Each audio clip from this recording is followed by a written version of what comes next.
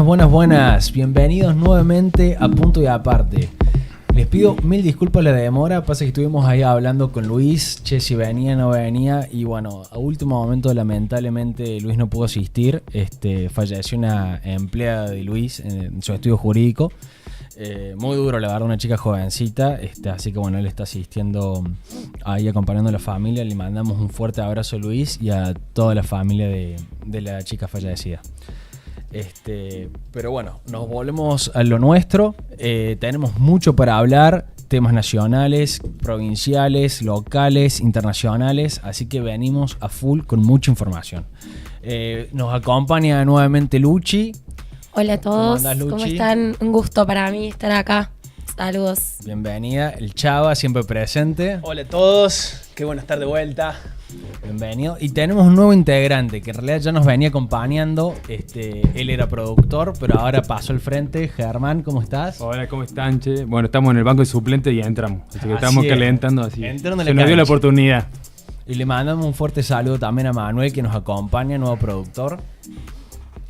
Y bueno, bienvenidos a todos ustedes. Espero que le hayan pasado bien. Hace mucho que no nos vemos, ya lo estábamos extrañando. Y bueno, les agradezco mucho por estar acompañándonos ahora. ¿Es una temporada 2 esto? ¿O Sí, estamos siguiendo sí, la sí, que dejamos sí. pausa del año pasado? Tómale como la temporada 2025. Bien. Pasaron muchísimas cosas, ¿no? En este tiempo desde que nos fuimos, pasó de todo. Trump es presidente, Milei es presidente. Pero bueno, nos concentramos antes de pasar Muchos cambios. Por lo pronto arrancamos con un año electoral complicado, por lo menos en la ciudad de Córdoba, que arrancamos. Eso quería que empecemos a hablar. Empecemos con lo local. Sí, Contanos, lo municipal. centros vecinales, hay elecciones. Básicamente les quiero comentar, un poco el desde tema. enero de este año se citó a elecciones de los centros vecinales, que son los centros vecinales básicamente son la voz que tiene el barrio con la municipalidad de Córdoba. O sea, cada vez que algún vecino o la municipalidad quiere hacer una obra en el barrio, tiene que hablar con el presidente del centro vecinal y coordinar para poder realizarla. Así es. ¿Qué está Hay alrededor de 400 centros vecinales en la provincia. Se está dividiendo, ¿no?, en 3 turnos. Exactamente. Es hasta mayo, ¿no? Que todo ha el habido un proceso cambio en la electoral. ordenanza. Antes eran 2 años el periodo de elección, pero a partir de ahora van a ser 3 años.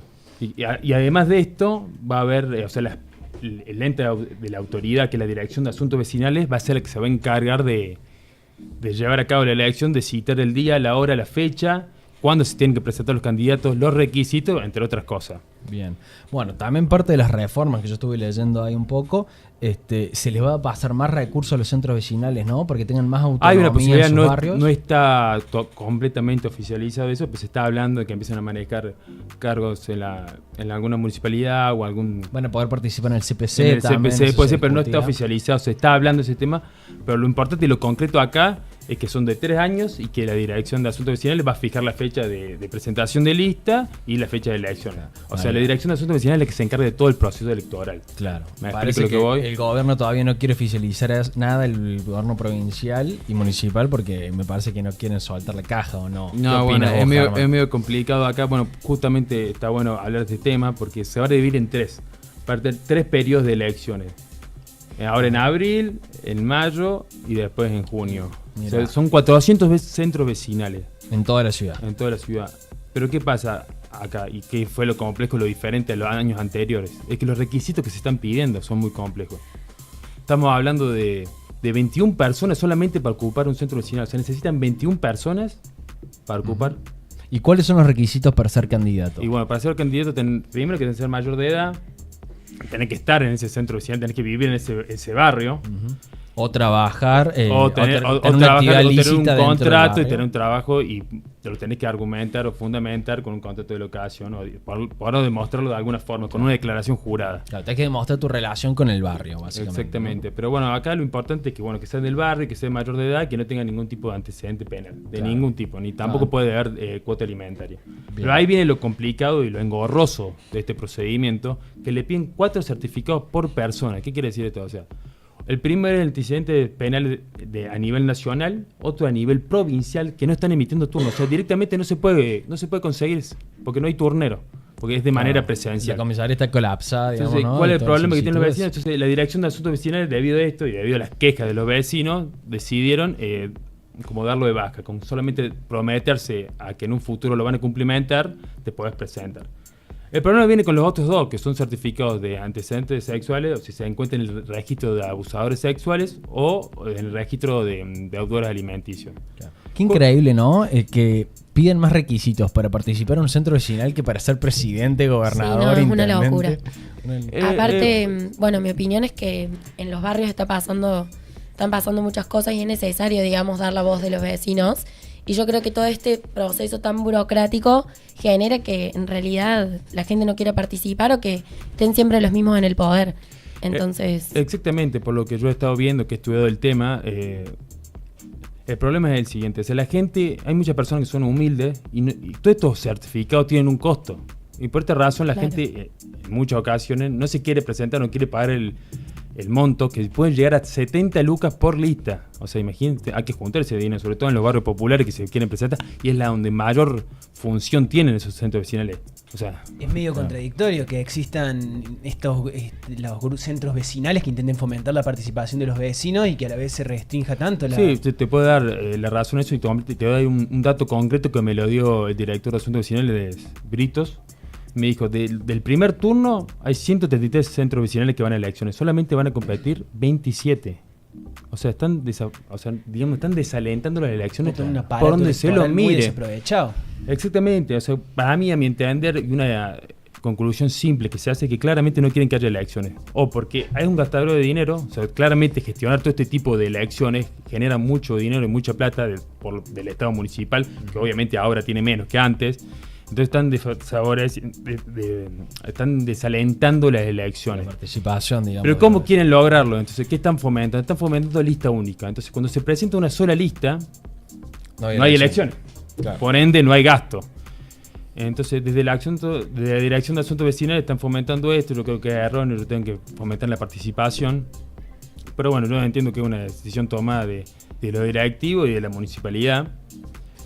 Pero nosotros creemos que es fundamental la voz del barrio, sobre todo todos los problemas que está habiendo hoy en los barrios de la ciudad de Córdoba, tanto de inseguridad, de bacheo, de iluminaria. Sí, todo lo que sería ABL, me parece que el centro vecinal tendría ahí una responsabilidad muy importante y además me parece que es muy buen nexo entre lo que sería el centro vecinal y la municipalidad, ¿no? Son fundamentales para que la municipalidad sepa dónde están los problemas y cuáles son los problemas que está habiendo en la ciudad de Córdoba. Por eso yo creo que desalentar o poner punteros políticos en los centros vecinales no solamente hay un malgaste del instrumento público, sino que no tiene sentido que haya elecciones en los centros vecinales directamente. Bueno, es importante aclarar también que las elecciones de los centros vecinales, en teoría, los partidos no deberían participar, ¿no? Es una cuestión vecinalista, entonces la organización, la lista de los partidos son vecinales. Yo no sabía eso. Bueno, Yo por eso lo aclaro. Claro, de los vecinos. Las listas que se van formando son vecinalistas. Obviamente que hay cierta influencia partidaria en algunas listas, porque bueno, generalmente la gente que participa en los centros vecinales es gente que es políticamente activa, entonces tienen sus ideales, sus principios. Pero la idea es que sea lo más independiente a lo que es la política en general. Entonces es gente del barrio que participa, que mira, a mí no me importa, no estamos hablando de Milei, ni Cristina, ni kirchneristas, ni libertarios, ni peronistas, ni radicales. A mí me importa que me solucionen los problemas del barrio. Entonces por eso me parece que está bueno de que participe gente independiente, o por lo menos que tenga participación activa y que quiera mejorar la situación de su barrio. Otra de las inhabilidades que hay es que no se puede ser funcionario del Estado, digamos, no puede ser ni funcionario municipal, provincial o nacional. Por eso, obviamente que todos tienen su tinte político, la gente en esto hace política, se le llama vecinalismo, una forma de hacer política, pero por supuesto cada uno tiene su propio pensamiento y es lógico que así sea. Pero no hay que politizar estas elecciones y yo creo que son una herramienta muy buena para la municipalidad. Entonces, yo creo que no fomentando esto, yo creo que se están disparando una bala en el pie, porque los ayuda a ver cuáles son realmente los problemas de la gente. Claro. Entonces, y sobre todo, para mí, lo que más critico en esta gestión es la cantidad de certificados. Hay mucha gente humilde que no lo puede pagar y sobre todo hay mucha gente mayor que no puede realizar, no sabe ni no sé cómo todos trámites gestionar virtuales, que es complicado, ¿no? Exactamente, no sabe cómo realizar los trámites del CIDI, no sabe cómo emitir un certificado. Hay muchas variables que para mí la municipalidad no está teniendo en cuenta y así está vulnerando los derechos de los vecinos. O sea, se está vulnerando el derecho a participar de los vecinos. Y con todo esto, no solamente que desaliente, la gente no tiene ganas de meterse en todos estos quilombos. Claro. Es la verdad, no quiere generar 200 trámites. No puede ser que para presentarte a presidente tenga que realizar menos trámites que para ser parte de un centro vecinal. Es una locura. Aparte, 21 personas. Estamos hablando de mucha gente para centros vecinales que a veces son de 4 manzanas. Por eso yo creo que hay que modificar la ordenanza, hay que mejorar aspectos, sobre todo, y otra cuestión muy importante, es que es todo papel. Se presenta todo papel. O sea, ni siquiera digital, digamos. no, y tampoco hubo alguna que otro tipo de capacitación para estas juntas electorales, porque se conforman juntas electorales que son del mismo barrio para aceptar las listas. Después pasan a una instancia superior, que es la dirección de asuntos vecinales, que la termina aprobando o no.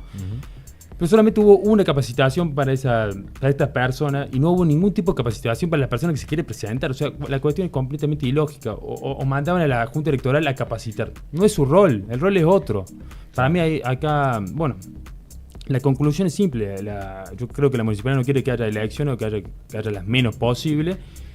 Y bueno, así estamos. Esperemos que se puedan concretar. Lo que desde este lado decimos es que se fomente, que la gente que se meta, que involucre, que pregunte, sino que hable con un sobrino, con alguien que sepa de tecnología por lo menos, o que vaya a la dirección de asuntos vecinales para que intenten o reclamen solucionar sus problemas. Pero es importante la participación en estos centros comunitarios para mejorar la vida de la ciudad, porque es tan simple como eso, mejora. Sí, tal cual. Además yo creo que fomentando, ¿no?, la participación, eso genera que no haya tanto desapego, ¿no?, entre el votante y la dirigencia. Y así se van a poder solucionar muchos más temas concretos, ¿no? Así que bueno, por lo menos para aparte, terminar, sí. para terminar, ya que habíamos hablado de que se está politizando en ciertos puntos esta elección, a ver, para tapar un bache no tenés que tener ideología política, esto es así. O sea, por eso cual. es importante Concuerdo, tener sí. funcionarios o dirigentes, sobre todo de barriales, que avisen en la municipalidad y que se intente gestionar, que no sean solamente polideportivos y que se empiece a plantear cuestiones de seguridad, de alumbra, de bache. No digo que los polideportivos no sean importantes porque lo son, pero hay cuestiones que son mucho más importantes y más relevantes para la vida de los vecinos. Tal cual. Bueno, acá desde Punto de Aparte estamos poniendo nuestro granito de arena para difundir las elecciones. Claro, porque también es importante para cualquier persona que pueda estar escuchando que le vaya a llegar esto en el futuro. Hay una instancia como vecino, que somos todos, de acercarte a tu centro vecinal y de poder transformar un poco tu realidad también, ¿no es cierto? Vos me estás diciendo que capaz yo no lo sé y en Nueva Córdoba hay un centro vecinal a donde yo me puedo acercar a tratar la problemática de la basura, de la luminaria, del bacheo de calles, y quizás no todo el mundo sabe eso y la gente directamente da el salto y dice, bueno, esto es un problema de la municipalidad o de la provincia. Es ese sentimiento de sentir que el transformar la realidad de nosotros a través de la política siempre está muy lejos, ¿viste? Que se decide desde la provincia y no siempre. Coincido con vos, Chava, pero también me parece que es esta dualidad de entender que muchas veces el vecino que se quiere acercar o quiere participar ve tantas trabas o tantos procesos que son costosos que directamente queda afuera. Y me parece que tenemos tarea como ciudadanos jóvenes de comunicar que la municipalidad hoy en día no está del lado de los vecinos, digamos. Está metiendo palos en la rueda para que no podamos accionar, justamente. Y no podamos mostrar la realidad de los barrios de Córdoba, que es lo que justamente funciona en los centros vecinales. Yo tenía ahí una duda, Ger, que te quería preguntar. En el tema de conformar las listas, ¿cómo era el tema del género? Si sabías, si se necesitaba conformar masculino, femenino, ¿cómo era esa cuestión? En la ordenanza municipal no está eso establecido, pero bueno, como hay una ordenanza de la instancia provincial, está la ley de equidad de género, que quiere decir que tiene que haber mitad hombre y mitad mujer. Perfecto. Pero no solamente esto, sino que tiene que haber un hombre primero, una mujer segundo. O Quería primero una si mujer y una mujer y un hombre segundo. Sí, están muy estrictos con este tema. Si eso se traspolaba, digamos, a las listas. Sí, en esto están siendo muy del estrictos centro. con esto. Pero bueno, en muchos casos también pasa que hay muchos hombres o hay muchas mujeres. Claro. O sea, sobre todo esto también, yo creo que estamos hablando de una elección de un centro vecinal. Entonces, hay que tener sentido común. Estamos hablando de un barrio, no estamos hablando de una elección provincial. O sea, en muchos casos que sobran mujeres, en muchos casos que sobran hombres, entonces no tendría que ser una disputa, pero bueno, entiendo que hay una ley y hay que respetarla, pero también la autoridad tener que tener en cuenta estos temas. Mira, Ger, creo que me está dando un puntapié para generar un mini debate acá con la cuestión de género, ¿no? Nos estamos metiendo en un quilombo, pero bueno, a Sí. ver, quiero escuchar su opinión. Porque me parece la idea está muy buena, ¿no? De la cuestión de género que genera participación y que no se aísle un género, porque si bien somos todos iguales, ¿no? Es innegable que una mujer capaz que tiene una perspectiva sobre un montón de situaciones que el hombre la tiene de otra manera, ¿no? Pero que se lleve esto de la cuestión de género al extremo de que sea 50 y 50, mitad y mitad, también yo creo que esto genera también un efecto contrario, ¿no? Porque yo creo que tiene que haber un balance entre meritocracia y la cuestión de género. A mí me pasa porque yo estuve colaborando con algunos centros vecinales, algunos vecinos que quieren participar y les faltaba la cuestión de los certificados y burocracia, entonces estuve participando y ayudando en distintos barrios. ¿Qué les pasa? Mira, nosotros tenemos una vecina que ella es enfermera, la tiene muy clara en los temas de salud, ella participa en su centro vecinal. Y tenemos a otro vecino que él es contador y es tesorero, entonces quiere ser tesorero porque maneja bien la cuestión contable. Pero ¿qué pasa? Como la lista tiene que ser no solo de paridad de género que sea 50 y 50, sino intercalado, o sea, hombre, mujer, o mujer, hombre, mujer, hombre, mujer, hombre. Dice, yo no puedo ponerme a mí como secretario de salud y él no puede ser tesorero porque justo ahí nos cambia el orden de la lista, entonces no termina siendo hombre, mujer, hombre, mujer. Entonces tenés que encontrar a una mujer capaz en la secretaria, que sea muy capaz en la Secretaría de Salud, y un hombre que sea muy capaz en otra secretaria y que no se intercale. Entonces me parece que hubiera sido mucho más práctico si hubieran hecho de los 21, bueno, 10 varones, 10 mujeres, no importa el orden, como mucho. Pero bueno, no sé qué opinan ustedes. Sí, no, a ver, yo creo que este tema del género y de la igualdad de género en los puestos y en los cargos, me parece que es el caso particular, ¿no? Si vamos al caso de los centros vecinales, estamos también poniendo un obstáculo, digamos, como sociedad, si queremos respetar la ley, de que sea mujer, varón, porque justamente afecta la dinámica de un barrio. Vos no sabés si en un barrio hay más mujeres o más hombres comprometidos, si hay más gente de la mayoría de edad o más jóvenes. Eso me parece que no va a ser palpable en un barrio. Yo creo que en todo lo que se amerita, digamos, como las instituciones o los organismos más organizados, sí, que es importante respetarlo, pero en un barrio, si en una lista de un centro vecinal funciona teniendo más cantidad de hombres o teniendo más cantidad de mujeres, creo que hace más a la practicidad y a llevar soluciones. No sé, esa es mi opinión. Bueno, entonces es importante lo del género, pero no olvidemos que la cuestión de fondo es gestión y resultados. Sí, y en el llevar barrio, resultados, ¿no? tal cual. Y tiene un límite. Para mí está muy bueno la cuestión de cupos de género en casi todas las esferas del Estado. Pero bueno, la verdad, por ahí en un electorado y en un grupo de participación tan chica como puede ser un centro vecinal, es difícil pensar que se puede respetar un cupo tan estricto. Claro. Hay que ser Totalmente. realistas.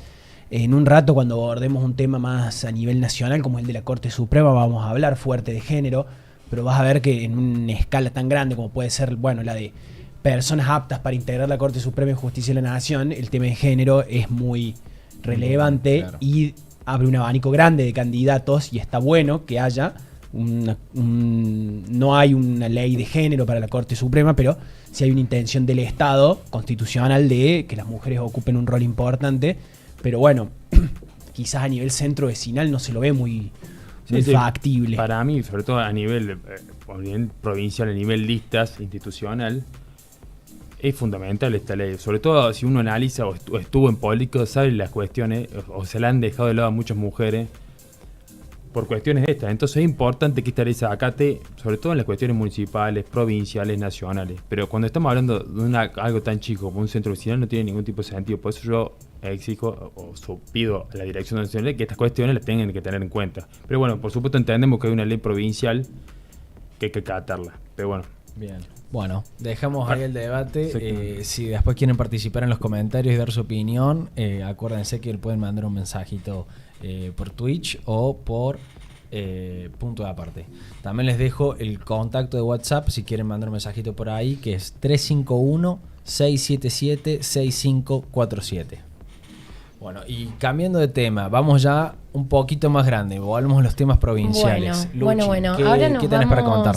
Bueno, yo en realidad traje un tema también bastante polémico. A nivel provincial, polémico se podría decir porque es algo que podemos debatir acá entre todos.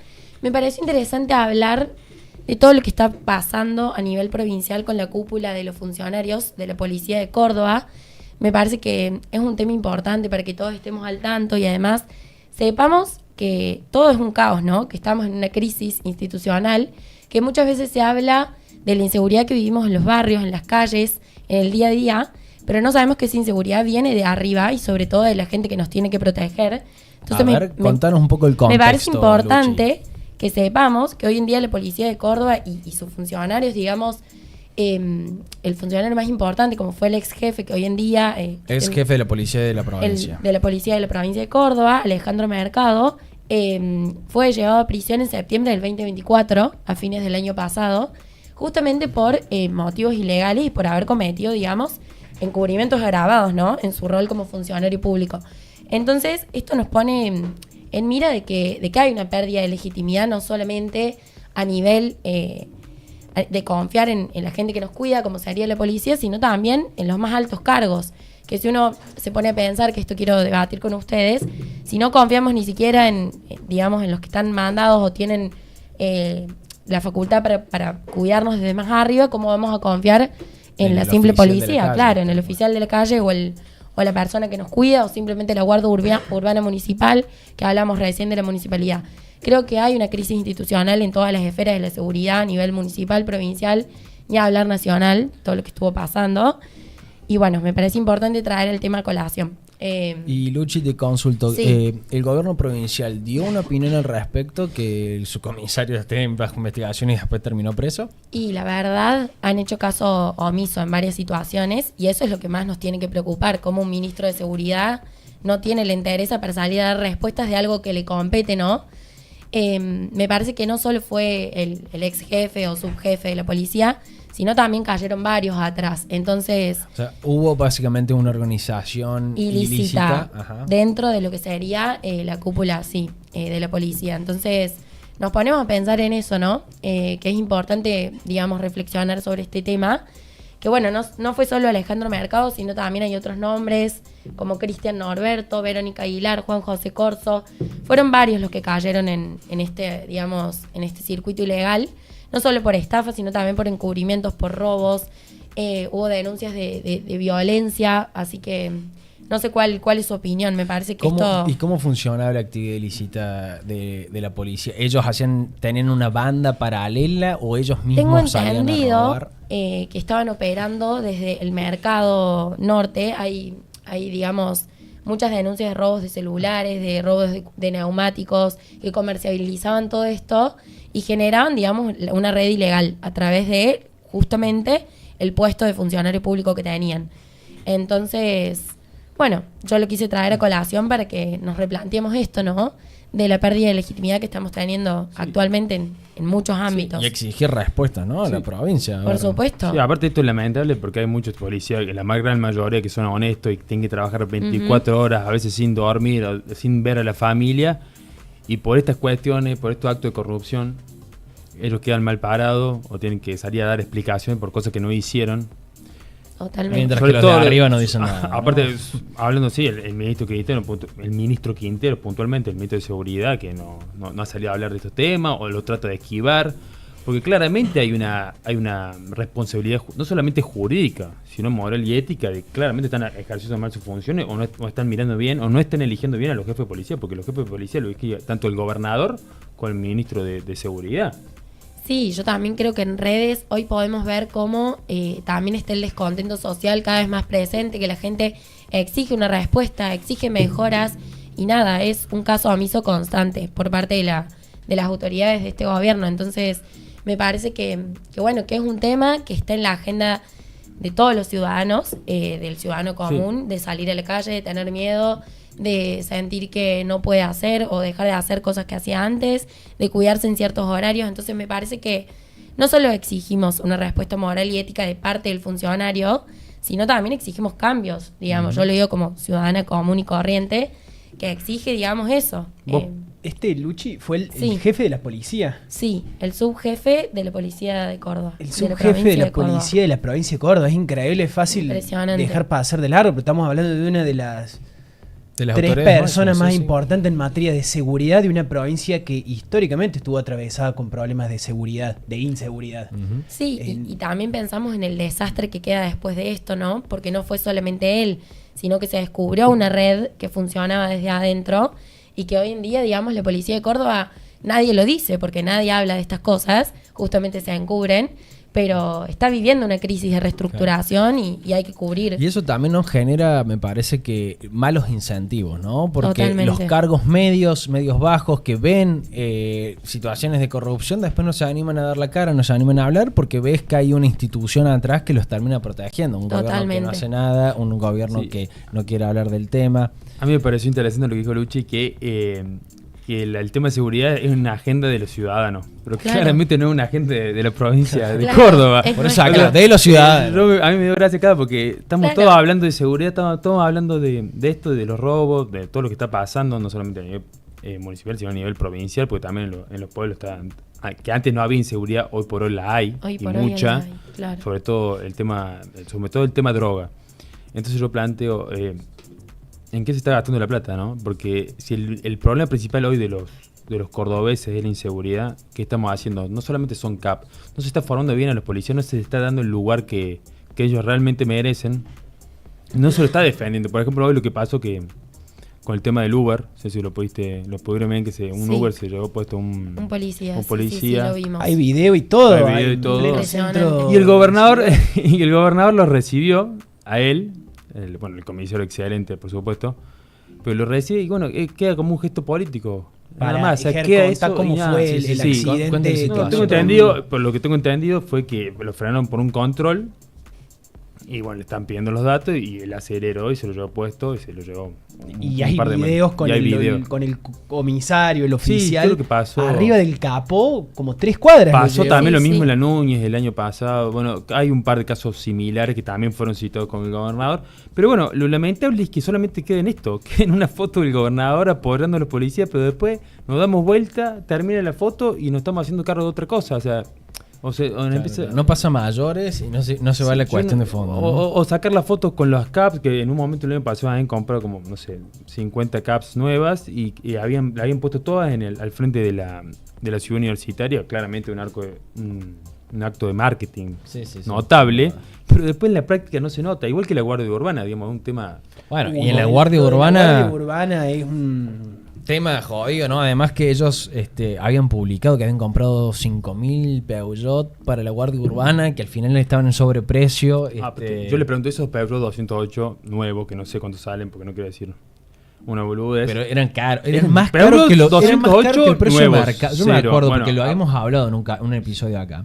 Eran más caros que el precio de mercado. Y, imagínense, si un consumidor cordobés quiere comprar un auto, un Peugeot, y si la provincia va a comprar 5.000, en teoría debería ser más barato, ¿no? Si te estoy comprando 5.000 autos como Estado provincial y me haces un descuento por la cantidad de autos que te estoy comprando, me haces un descuento porque no tengo que cobrar impuestos sobre esta venta, y termina siendo más caro de lo que te hubiera salido cualquiera de nosotros ir al concesionario y comprarse un 208 0 kilómetros. Los Una autos locura. de la Guardia Urbana que cumplen una función Extraña. completamente gris, Que oscura. nadie pero- entiende sí, sí, cuál sí. es la función de la Comprobable. Te Guardia quiero decir algo Urbana. más gracioso aún, es que vos esos autos solamente lo ves, ¿en cuándo lo ves? En Nueva Córdoba. Yo los veo en la bien- Avenida Arfield. bien en la zona, limpios. norte, en el cerro, te vas para el Solamente bloque, ahí los lo ves a ves, todo. claro. Vos te vas a un barrio no humilde o te vas a la afuera de Córdoba, no hay uno. Sí, sí. Además No hay que ellos, uno solo. Además que ellos no son policías, ¿no? Entonces Sí. es una En cuestión algunos muy casos van complicada. acompañados Van acompañados de policía. un civil que tienen armas menos letales. Que tiene una Se taser. llaman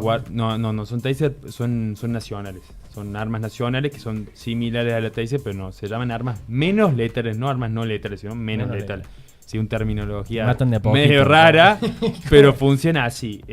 Y van ellos dos y creo que la función principal que tienen es poner multa. O sea, yo creo que pueden poner multa Sí, y es sí, como no alguna te diría función si te diría la recaudatoria única. interesante, pero una cuestión de resolver la inseguridad o combatir la inseguridad, no creo que sea el fin. Claro. No, además yo creo que vamos a lo mismo. La gente, hoy no espera ni siquiera una respuesta moral ni ética, está esperando a un accionar, digamos. Es lo que quiere respuestas. Quizás ni siquiera ya se pregunta cuáles serán las facultades de la Guardia Urbana, no. Solamente quiere que haya una respuesta por parte del gobierno de ayudar y cooperar con la seguridad, digamos, que es lo que todos queremos. Bien. Bueno, pasamos a tema nacional. Cuestión Corte Suprema, que se armó un lindo bolonqui en el Senado. El gobierno se echó para atrás. ¿Cómo es la cuestión? Chava, ¿nos puedes contar? Sí, bueno, este tema me encanta haberlo podido traer de vuelta porque la primera vez que lo hablamos en este programa funcionó muy bien. Es un tema que yo cuando lo planteamos, no sé, habrá sido en octubre del año pasado, lo trajimos por primera vez.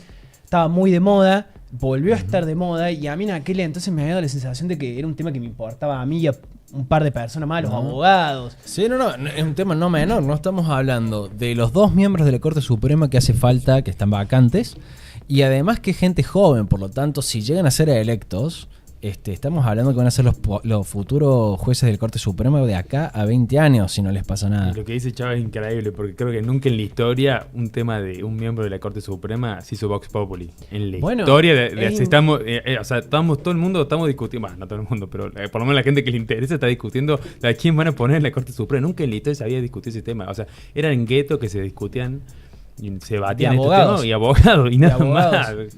Bueno, sí, yo no sé. Ponemos un poco el contexto. Sí. El gobierno presenta 2 pliegos, corregime si me equivoco, ¿no? Presenta 2 pliegos. García Mansilla, Ariel Lijo. Vamos a bajarlo todavía más a tierra. Ok, dale. El año pasado hablamos de que la Corte Suprema de Justicia de la Nación, el máximo tribunal jurídico y judicial del país, tiene que estar integrado por 5 miembros y desde fines del año pasado solo tiene 3 miembros. Bien. El año pasado como vos dijiste, el gobierno propuso 2 candidatos para ocupar estos cargos. A Manuel García Mansilla y a Ariel Lijo. Si quieren, a todos los que estén viendo, los invito a que revean el programa de aquella vez, porque fue muy, muy rico en descripción de personajes, de quiénes son estas 2 personas. Pero bueno, este tema ahora está de moda porque hubo novedades. Bien. Más o menos, para un breve resumen, por lo que hemos discutido en la mesa, Ariel Lijo, muy cuestionado. Muy cuestionado por como funcionario judicial de los tribunales federales de Comodoro Pi. Además dicen como que es la representación de lo que está mal, de todo lo que está mal en Comodoro Y Pi, ¿no? bueno, ya cuando nos metamos en tema van a entender por qué se le dice la representación de la casta judicial. No me quiero spoilear lo que vamos a hablar ahora, pero... ¿Por qué no? Spoiler, tire. No, bueno, es una persona que llega a ser propuesto como juez de la Corte Suprema de Justicia de la Nación, habiendo trabajado toda su vida como juez federal, sin tener ningún tipo de antecedente académico ni profesional que lo respalde. Y además famoso por archivar causas de políticos cuestionados. De alto vuelo, como las de Amado Boudou, como las de Mauricio Macri en El Correo. Una persona polémica y que yo por lo menos de consumir medios y redes sociales, yo no tenía el apoyo de ninguna persona respetable, por lo menos en el campo de lo académico, moral o profesional. Era una persona respaldada por los operadores políticos y judiciales, simplemente. Después tenemos el otro ejemplo, que es el de Manuel García Mansilla, que es un académico de una trayectoria impresionante. Leímos su currículum, una persona intachable en lo que es antecedentes y currículum. Trabajaba en los estudios jurídicos más importantes del país, hizo posgrados, doctorados. Todo. Estos eran los 2 candidatos que tenía Javier Milei para ocupar los cargos que dejaron Elena Hayton de Nolasco y Maqueda como jueces de la Corte Suprema de Justicia de la Nación. ¿Qué pasó la última vez que conversamos este tema en el programa? Los 2 candidatos estaban propuestos por el presidente. Como vos dijiste, Tommy, se presentan sus pliegos en el Senado. Ellos tienen que ir al Senado a defender su candidatura. Y es el Senado el que tiene que decir: este candidato, aprobamos este candidato para ocupar un cargo como juez de la Corte Suprema o no lo aprobamos. Bien. Se iban los 2. Cuando hablamos eso en el programa anterior de Punto Aparte, los 2 jueces ya habían defendido su candidatura en el Senado. Pasó mucho desde esa vez, pero por suerte todo pasó hace poco. Y que el Senado nunca expidió ninguna opinión y ni había dado de baja a los pliegos. En aquella época, ¿no? Estoy haciendo la historia de cómo fue todo este proceso. Exacto. Y ahí el gobierno, corregime si me equivoco, dijo, bueno, ya que el Senado no se expide al respecto, meto por decreto a los 2 jueces, ¿no? Claro, aquí es cuando se empieza a complicar. El Senado los tenía que aprobar a los candidatos. Como el Senado no llamaba sesiones extraordinarias para hacerlo, ni se trataba en sesiones ordinarias, recordemos que el presidente de la nación proponga estas 2 personas no es ni casual ni de poco interés para el presidente. El presidente es esta movida de poner a García Mansilla y a Ariel Lijo como jueces de la Corte Suprema, es una movida política y de mucho interés para Javier Milei. Entonces, al ver que el Senado no trataba estos temas y por lo tanto no le convalidaba la elección a integrar la Corte Suprema, Javier Milei hizo algo que entre juristas se debate mucho si está bien, si es legal. Hay quienes te van a decir que está conforme a derecho, pero que viola la integridad de la democracia, de la Constitución, de la institucionalidad argentina. ¿Qué hizo? ¿Qué hizo? Nombró a los 2 candidatos que él había propuesto por decreto de necesidad y urgencia. ¿En qué se diferencia? Aquí está una pregunta muy fina, Chava, espero que me la puedas responder. ¿En qué se diferencia que le haya propuesto Milei por decreto a Mansilla y al Hijo con la propuesta de... Porque creo que también Macri nombró por decreto a Rosenkrantz y a Maqueda. Bien, la diferencia es estrictamente... ¿Cómo decirlo? No hay diferencia en el nombramiento, los 2 hicieron lo mismo. ¿Cuál fue el problema? Pero le dieron lugar a Macri. El problema fue que los propuestos por Macri en su momento fueron después convalidados por el Senado. Bien. Entonces, aterrizándolo un poco, el presidente se toma una atribución que legalmente puede hacer, pero que no le corresponde hacer, como es el dictar un decreto de necesidad y urgencia para cubrir las vacantes de la Corte Suprema de Justicia de la Nación. Pero en el caso de Macri, el Senado después fue y dijo, sí, estamos de acuerdo con estas candidaturas. La diferencia es que al final el Senado le dio el ok a Macri y no le dio el ok a Milei. Bueno, ahora pasemos con lo que pasó con Ariel Lijo y García Mansilla. Milei, al ver que el Senado no actuaba ni le convalidaba a sus candidatos, decidió por decreto en lo que se llama por comisión, cuando los jueces asumen por decreto de necesidad y urgencia, decidió que García Mansilla y Ariel Lijo iban a ocupar el cargo en la Corte Suprema por decisión de él, por decreto de necesidad y urgencia. Atribución que es del Senado, ¿no? Atribución que es del Senado y que es muy cuestionado legalmente si el presidente lo puede hacer o no. Javier Milei saca el decreto de necesidad y urgencia, dice estas 2 personas van a ocupar sus cargos en la Corte Suprema de Justicia de la Nación. ¿Y qué pasa? Se detonan 2 situaciones. García Mansilla, que cuando defendió su pliego en el Senado dijo que él nunca aceptaría asumir por comisión, o sea, por decreto. Acepta el nombramiento de Milei por comisión, por decreto de necesidad y urgencia, y asume como juez de la Corte Suprema de Justicia de la Nación. ¿Qué pasa con Ariel Lijo? Ariel Lijo es juez federal, como dijimos.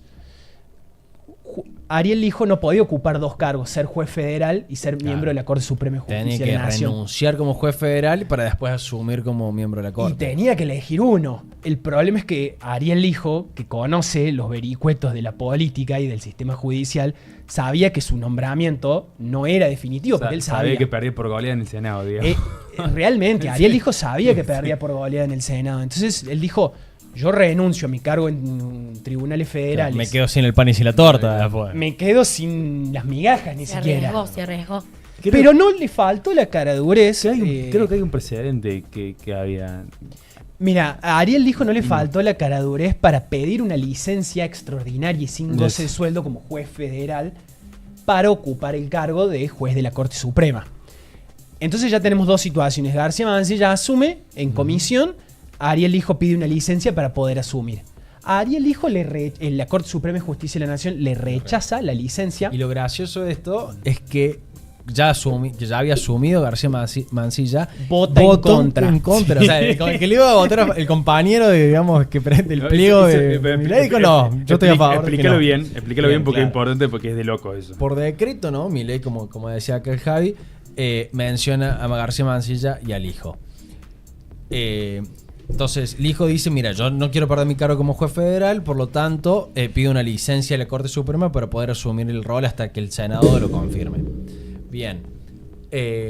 García Mansilla, que ha dicho en un principio que no iba a asumir por decreto, asume, y una vez que asume, dice, no, está bien esto que dicen acá los otros integrantes de la Corte Suprema, por lo tanto, el hijo no podría asumir, no podría pedir la licencia. ¿Es así? Tal cual como vos decís, García Mansilla dice, yo no Le asumiría... soltó la mano, digamos, le soltó la mano Lo mal. dejó solo. García Mansilla dice que no va a asumir, asume, y cuando le toca resolver sobre su compañero de pliego, por decirlo de alguna Claro. forma, dice no está bien darle la licencia extraordinaria para que él la asuma. Bueno, entonces, ¿qué tenemos? Bueno, por lo menos no se le puede decir que no es pensamiento independiente, ¿no? García Mansilla. Y además, bueno, algo que quiero rescatar de García Mansilla es que por lo menos después de 40 días que lo nombraron por decreto, termina renunciando, ¿no? Entonces vuelve a quedar vacante Bueno, su pero lugar. ahí vamos con eso. Entonces tenemos un juez que no puede asumir porque no le dan la licencia y García Mansilla que sí asume por la comisión, por el decreto de Milei. ¿Qué pasa? El Senado termina resolviendo. Se termina diciendo que pareciera oportuno el momento de resolver del Senado, pero el hecho es que se termina resolviendo, se termina votando en el Senado y terminan los dos jueces con un dictamen desfavorable. O sea, el Senado rechaza los pliegos de los dos candidatos, del hijo y de García Mansilla, con la sorpresa de que García Mansilla terminó teniendo más votos en contra que el hijo. Que si bien los dos candidatos, y acá le vuelvo a decir a la gente que está escuchando que puede volver al programa, el candidato más cuestionado era el hijo. Claro. O sea, el otro era capaz. ¿Y por qué cree que tuvo menos votos? Y porque le jugó muy en contra a García Mansilla haber dicho que no iba a asumir y asumir por comisión. Le jugó muy en contra. ¿Y no pensé que habrá algún acuerdo político atrás? Siempre, como para, porque digamos, en un momento se habían planteado que tanto Cristina como Milei estaban de acuerdo con el hijo. Había causas en común, etcétera. O sea, eso también. O sea, el hijo históricamente, bueno, supuestamente lo metió preso Vudú.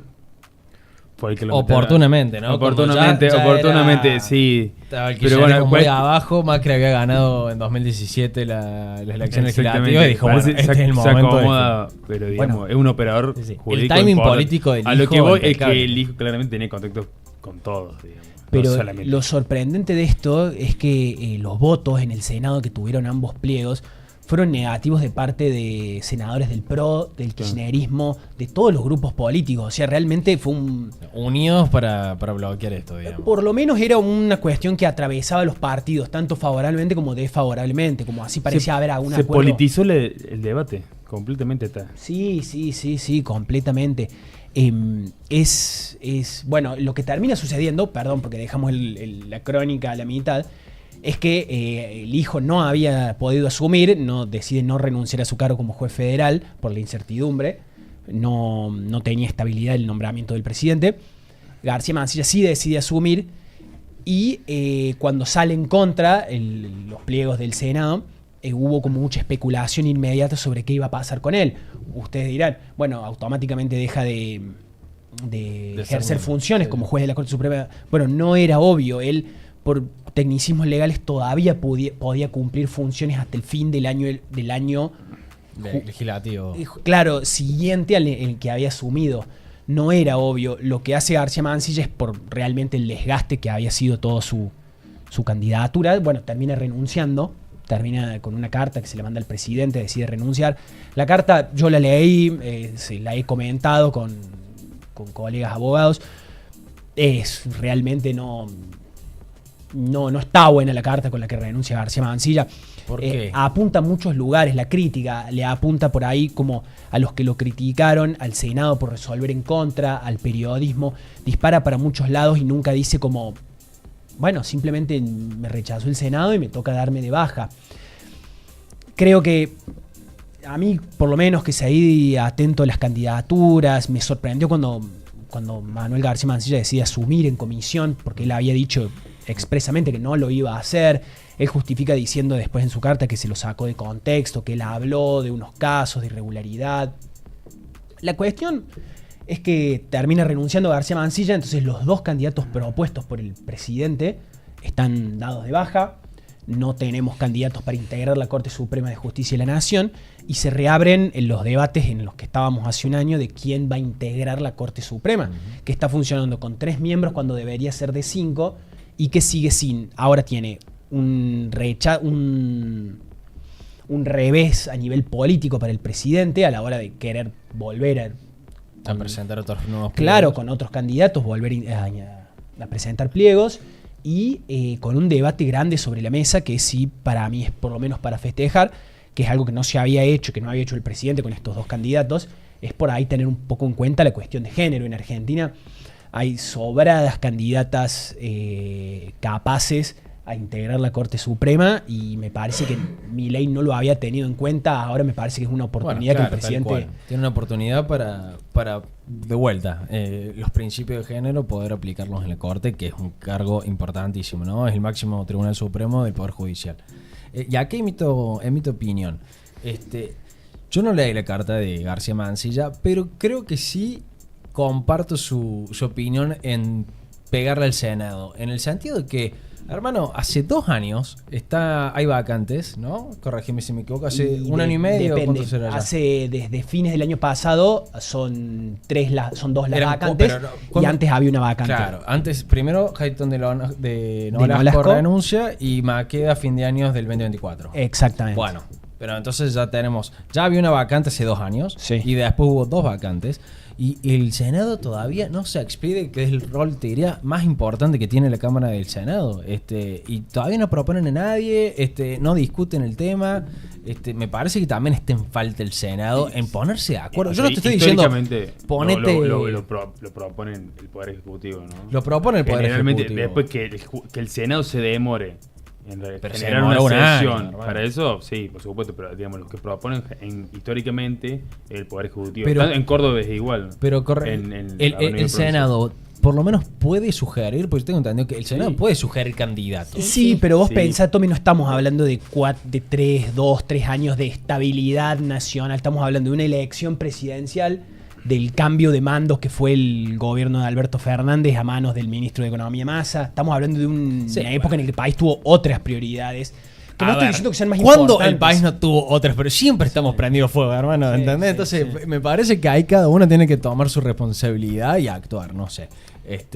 Sí, no dejamos yo creo de que el hablar Senado también está flojo. No dejamos de hablar de la Corte, ¿no? No nos olvidemos que es la Corte Suprema de Justicia. O sea, tenemos que tener a gente capacitada y es importante cubrir esos vacantes lo antes posible, me parece. Bien. Bueno, el tema muy interesante. Espero que lo sigamos charlando más adelante. A ver qué pasa, si llega a haber una novedad, Chava. Espero que nos mantengas al tanto. Yo no me imagino al presidente proponiendo candidatos nuevamente este año, por lo menos. Tendríamos que estar hablando de un Milei fortalecido por alguna razón para que se vuelva a animar a encarar esta empresa. Mínimo después de octubre, ¿no? Que ya hay cambio en el Congreso, capaz que tenga más apoyo, sea un poco más fácil que proponga algo. Que para mí deberíamos ver una victoria arrolladora del oficialismo. Igual, para que se sienta con confianza para encarar esto de vuelta. La vara del gobierno en cuanto a las elecciones es muy baja, ¿no? Porque, para que les hago acordar a la gente, el recambio del Congreso sería de acuerdo a las elecciones en las que ganó Milei como diputado. Es decir, la Libertad Avanza había sacado el 4%.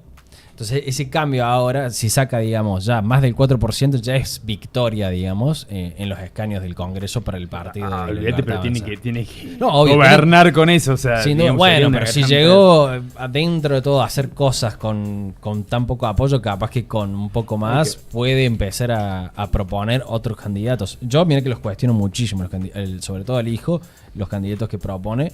Pero bueno, si ahora ya va a tener un poco más de participación en el Congreso, capaz que pueda presentar unos pliegos que sean aprobados. Bueno, yo acá voy a pecar de inocente como suelo hacer en este tipo de casos, pero me parece que sería una gran oportunidad para que el presidente proponga 2 candidatos que sean incuestionables. Sin duda. O cuestionables dentro de lo técnico, jurídico y no sobre idoneidad, como en el caso del hijo. Y agarrar y decir, propongo 2 candidatos que van a cumplir la mejor función posible como jueces de la Corte Suprema de Justicia de la Nación. Pero ¿qué pasa? Al ser un cargo tan atravesado por los intereses políticos y por los acuerdos interpartidarios, es difícil pensar que vaya a suceder. Sí. Es más, corregime si me equivoco, Chava. ¿Alguna vez hubo algún candidato, algún pliego que haya sido aprobado por los 2/3 del Senado desde que se modificó Buenísima la Constitución? pregunta. Hay que buscarlo, Tommy. No lo tengo conmigo, lo debería Yo buscar. creo porque que no. Desde el 1994, ningún candidato a la Corte Suprema me parece que fue aprobado por los 2/3. Quizás alguien Nunca en la historia de. Quizás alguien en el chat puede dejarnos, si lo sabe, Dale. y nos lo puede dejar. Los vamos a leer. Es interesante saberlo. Sé que en este país... Ahí nos ponen, bueno, Rosati y Rosenkrantz no asumieron hasta no tener el acuerdo del Senado en 2015. Claro, bueno, fueron ahí fue más nombrados, institucional, por lo menos, Rosenkrantz y Rosati. Pero sí, le dejamos eso de pregunta al público. Si tenemos un tiempito lo chequeamos acá. Pero también quiero pasar a un tema internacional ahora. El tema de los aranceles de Trump. Se armó tremendo quilombo con la propuesta de Trump que le llamó el Día de la Liberación. Así le llamó, que diré que fue más el día de pánico financiero, que esto se pasa a recesión mundial, que eso es lo que todos los economistas están pronosticando. El 2 de abril él dijo, mandó una batería de aranceles prácticamente a todo el mundo, literal a todo el mundo. Le puso aranceles hasta la isla Marshall, que es una isla que está cerca de la Antártida, que viven pingüinos nomás. Bueno, ahí le pusieron aranceles, ¿no? Pero, No tiene ni seres humanos. ¿Qué significa que Trump le ponga aranceles a la India? ¿Cómo Buenísima sería la eso? pregunta. El Explícanos, famoso Tom. arancel, ¿qué es? Es un impuesto que se le pone al importador que quiere importar un producto extranjero y lo quiere traer al país. Es decir, yo me quiero traer, no sé, los micrófonos que estamos usando acá de China, que son más baratos. Bueno, yo te pongo un arancel para poder traer esos productos. ¿Qué pasa? El argumento de Trump, bueno, es muy parecido al famoso argumento que hubo acá en Argentina en la historia de la política de Estado de sustitución de importaciones, ¿no? Yo pongo aranceles para que no me hagan un industricidio y me revienten la industria nacional, entonces pongo aranceles para proteger mi industria. Que está, en la teoría, buenísimo. Pero bueno, si Trump nos mira un poco de historia de Argentina, se dará cuenta que no sé si funciona tanto. Bueno, esa es mi opinión, le dejo el debate acá. Nosotros desde 1930 que hacemos la famosa sustitución de importaciones, que fue propuesta por un economista, Previch, que fue, esto es muy gracioso porque todo el mundo cree que la empezó el peronismo, pero en realidad esto ya viene un poco de antes. 15 años antes de que asuma el peronismo ya veníamos con la sustitución de importaciones. ¿Qué pasó? En ese contexto era lo que todo el mundo hacía, muy parecido a lo que está pasando ahora. Todo el mundo en aquel entonces, en los años 30, todo el mundo estaba poniendo aranceles para proteger a su propia industria después de la caída de la bolsa, la famosa caída de 1929, la Gran Depresión. Ahí todo el mundo empezó a poner aranceles para fomentar trabajo nacional en cada uno de esos países. Bueno, muchos historiadores dicen que eso fue el camino que llevó a la Segunda Guerra Mundial, porque como los países no comercian entre sí, no hay intereses económicos que se cruzan entre los estados, entonces pasa ya a una cuestión de, bueno, yo quiero tal mercado, yo quiero tales productos, se empezaba a haber mucha guerra por las peleas por las materias primas, cada potencia en ese momento quería tener sus colonias para sacar recursos, poder fabricar sus productos y vender a las colonias y a su propio mercado. Entonces ahí empieza una competencia entre distintos sistemas, en distintos sistemas imperiales. Tenías el japonés, el chino, el soviético, el norteamericano, el alemán, el británico. Entonces todos competían por conseguir más recursos y poder poner estos recursos en distintos mercados. Como todo el mundo estaba compitiendo, todo el mundo se protegía, al final terminaron a la fuerza invadiendo y eso fue como el camino a la Segunda Guerra Mundial, que terminó, bueno, como todos ya saben, en un desastre con más de 60 millones de vidas humanas que han fallecido en la guerra.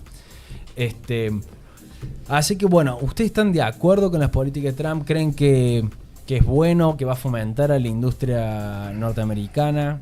¿Cuál es su opinión? Ay, me cuesta posicionarme como desde acá, estar a favor, en contra.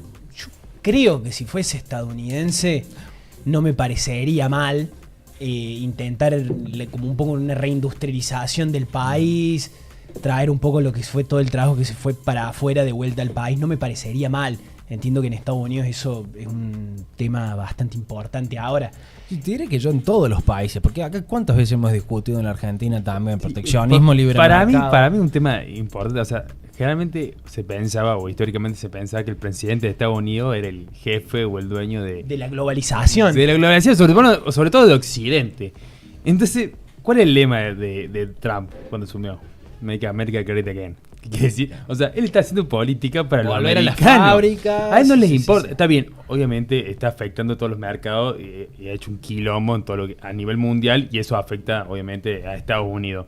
Pero está legislando, está gestionando por los americanos.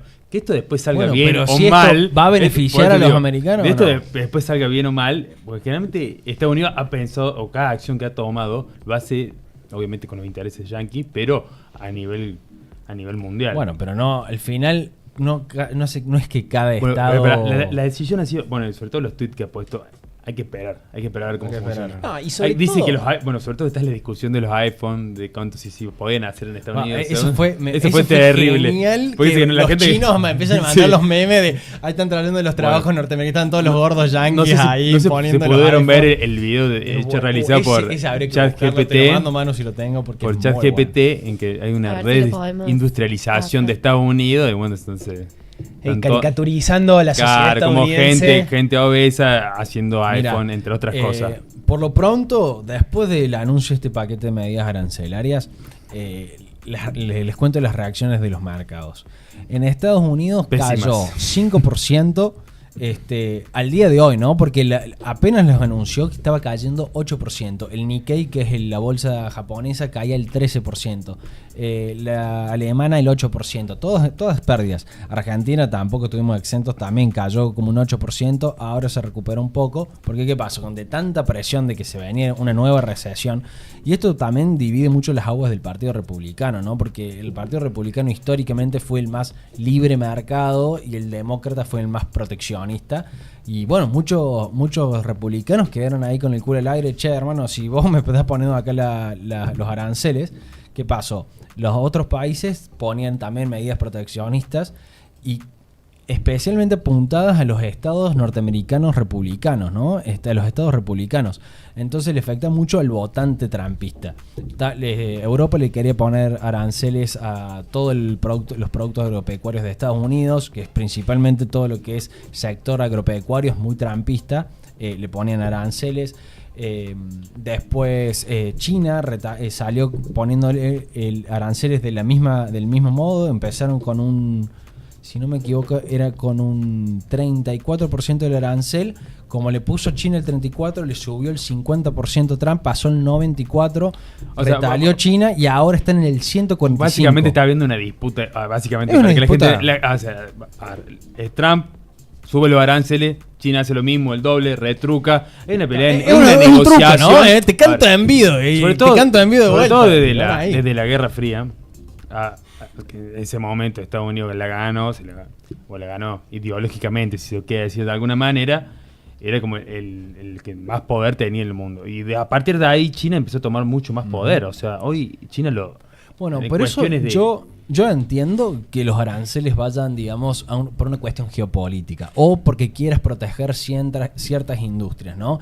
Porque mira, si Estados Unidos lo que hace es, sobre todo en lo que es el sector, el complejo militar, como ellos le llaman, el military complex, que ellos básicamente como que obligan a los proveedores de armamento que estén en Estados Unidos. Por una cuestión lógica, ¿no? Porque si llegamos a entrar en guerra y yo no quiero depender de armamento de afuera, que después me van a presionar si me venden ese armamento militar o no, o sectores estratégicos como puede ser el alimenticio, que ellos subsiguen mucho el sector agropecuario norteamericano para que sigan produciendo alimentos en los Estados Unidos.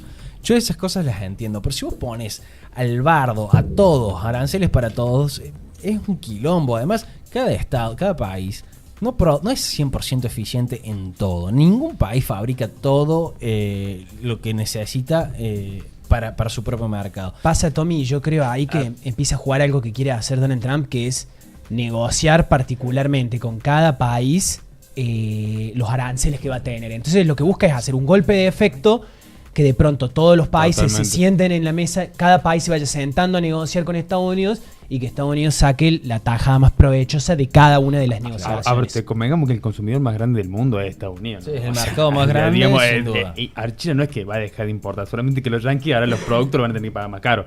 A grandes rasgos es eso, ¿no? O sea, la gente no va a dejar de consumir, tiene una cultura increíble. Consumista. O sea, son los más capitalistas del mundo. Entonces, digamos, hay un cambio de cultura que probablemente se empiece a dar en otro lado del mundo, pero así. Yo por ahí que soy más escéptico de creer que va a cambiar el mundo de un minuto a otro, dudo que el iPhone pase a fabricarse en Estados Unidos. Bueno, Lo que va a pasar es una negociación. capaz que No, Estados digamos, Unidos, capaz- pero Apple ya salió a anunciar que va a trasladar las fábricas chinas a la India. También lo que se está llamando en Estados Unidos este famoso nearshoring o friendshoring, que es como ya no vamos a poner las fábricas norteamericanas en países donde competimos, como China, sino que van a los países amigos o los países más cercanos, porque esto pasó mucho con el COVID también, ¿no? Cuando vino la pandemia, todas las cadenas de producción se pausaron y después los productos costaban en que lleguen. Entonces lo que quiere hacer Estados Unidos es asegurarse la cuestión política de que, bueno, vamos a poner las fábricas en países amigos y por otro lado, Soberanía. que estén cerca de su territorio para que Bueno. la línea de producción esté cerca. Bueno, Yo entiendo la cuestión de soberanía, pero me parece que hay una cuestión un poco ingenua también en creer, no, vamos a poner aranceles y la industria nacional se va a hacer más fuerte, todo. ¿Qué es lo que termina pasando como pasó muchas veces en Argentina? Te pongo un ejemplo, el famoso...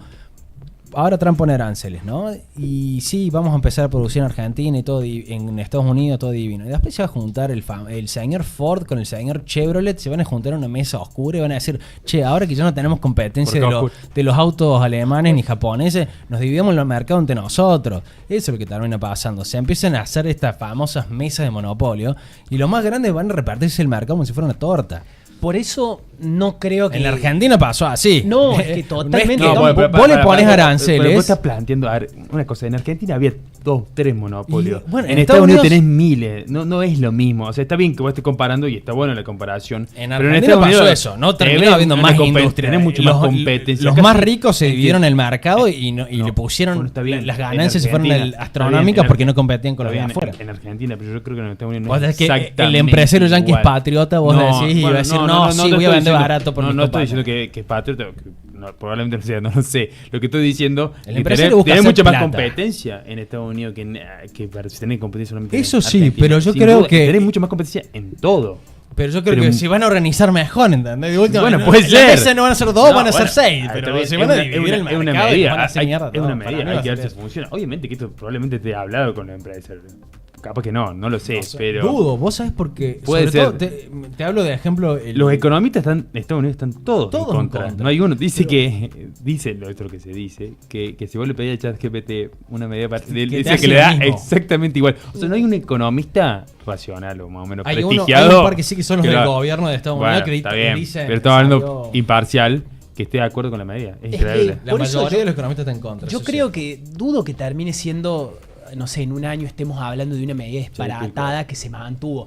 Yo personalmente creo que lo que va a pasar, Trump va a negociar todas tarifas lógicas que le convengan a él, a Estados Me parece que Unidos. le estás dando mucho crédito a la lógica de Trump. Porque lo gracioso es que. No, bueno, no es ningún boludo, o sea, entrevistas- capaz que hay- no es ningún boludo, pero yo creo que en esto es como un fundamentalista el tipo. Hay entrevistas que él dio en los años 80 que él se venía ya quejando de esto del libre mercado y demás.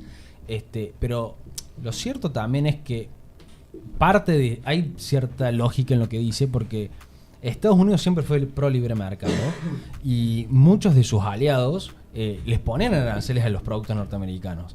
Y eso es lo que se venía quejando mucho Trump, ¿no? Porque, y esto está comprobado, de que los productos de automóviles europeos, o sea, si un norteamericano quiere exportar un auto a Europa, tienen el 10% de arancel. Y si era del otro lado, el europeo que quería exportar a Estados Unidos, tiene arancel cero. Entonces dice, hermano, me estás cagando.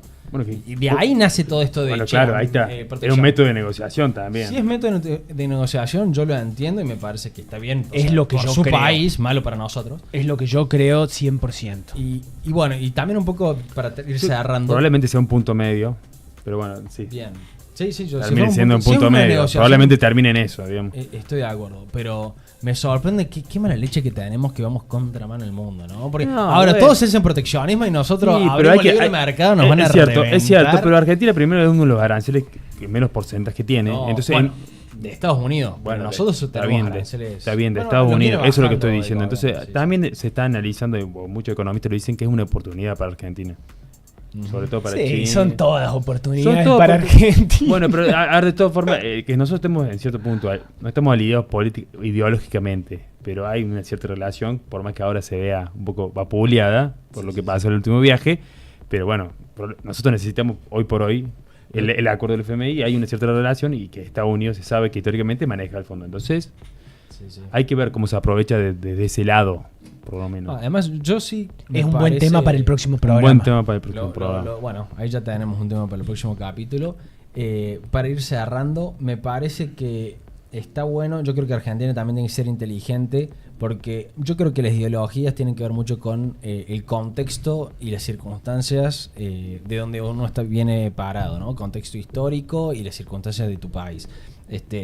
Yo creo que el libre mercado termina ayudando a todos, pero si los otros países ponen proteccionismo, y tenés que poner proteccionismo, porque vos no vas a ser el único gil que tenga las puertas abiertas cuando todos te están poniendo trabas a tus productos en sus países. Bueno, esperemos que en la audiencia esté el presidente del país escuchando este consejo.